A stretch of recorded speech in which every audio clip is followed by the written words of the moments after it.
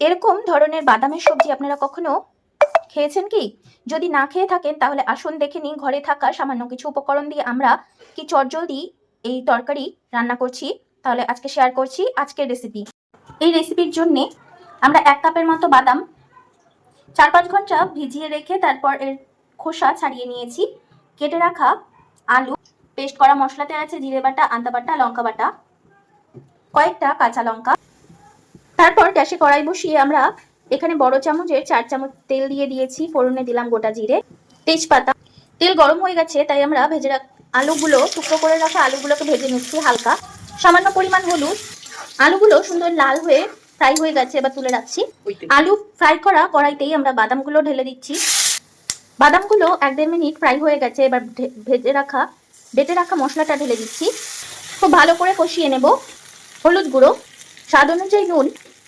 আমরা এটা শ্রাবণ মাসে অন্যদিন বানাচ্ছি বলে অন্য নুন অর্থাৎ যেটা সবসময় খাওয়া হয় সেই নুনই ইউজ করেছি। আর যদি কেউ উপোস করে তাহলে সন্ধক নুন দিয়ে তৈরি করলে উপোসের দিনেও এই তরকারি খাওয়া যেতে পারে।